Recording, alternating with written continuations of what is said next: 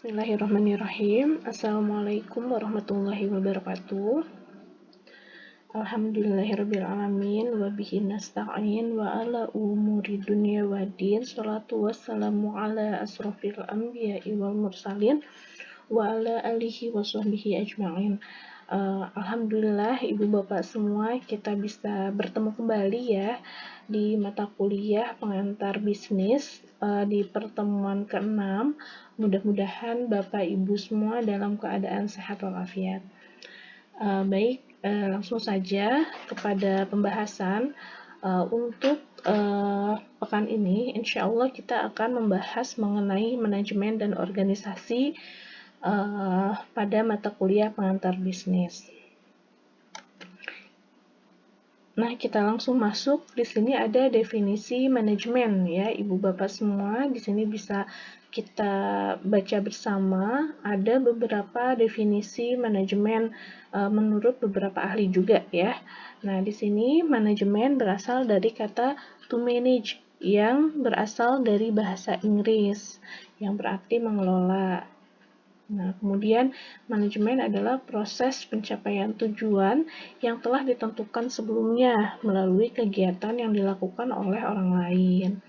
Nah, di sini juga ada pengertian manajemen merupakan suatu proses yang melibatkan kegiatan perencanaan, pengorganisasian, pengarahan, dan pengendalian yang dilakukan untuk mencapai sasaran perusahaan melalui pemanfaatan sumber daya manusia dan sumber daya yang lainnya.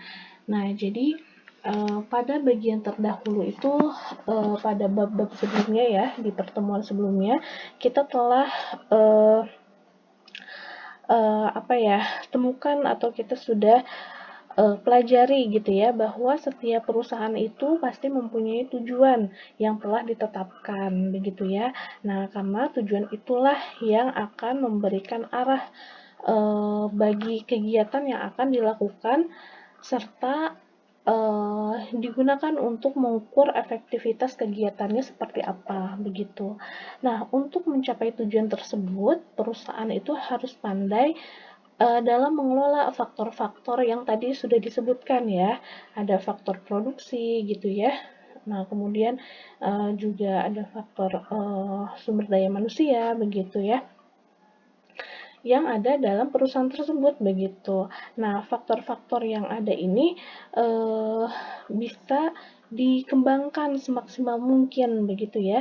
Nah, ini faktor-faktor tersebut bisa digunakan semaksimal mungkin ini otomatis adanya pengelolaan atau adanya manajemen. Nah, itulah fungsi-fungsi dari manajemen tersebut begitu ya.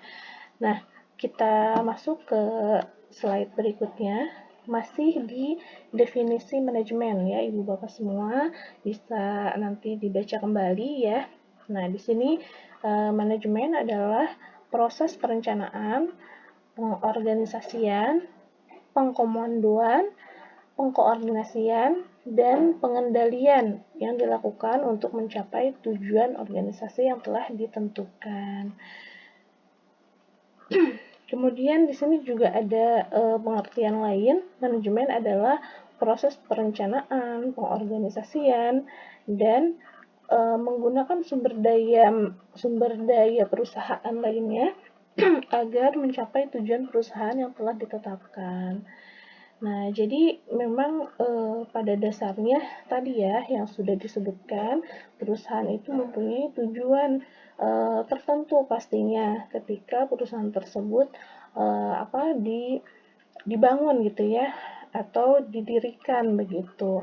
Nah, fungsi manajemen tersebut adalah untuk tadi ya, agar faktor-faktor produksi tersebut, faktor-faktor sumber daya itu dapat dimaksimalkan semaksimal mungkin gitu. Nah, untuk mencapai tujuan, perusahaan harus pandai dan mengelola faktor-faktor produksi yang ada dalam perusahaan.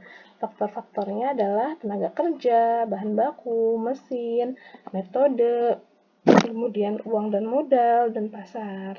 Nah, jadi dalam bahasa Inggris dikenal dengan istilah 6M ya. Man, material, mesin, method, money, dan market gitu. Nah, keenam faktor ini harus dikembangkan semaksimal mungkin oleh perusahaan dengan menggunakan fungsi-fungsi manajemen tadi, begitu ya. Oke. Nah, di sini masih di dalam definisi manajemen ya, Ibu Bapak semua.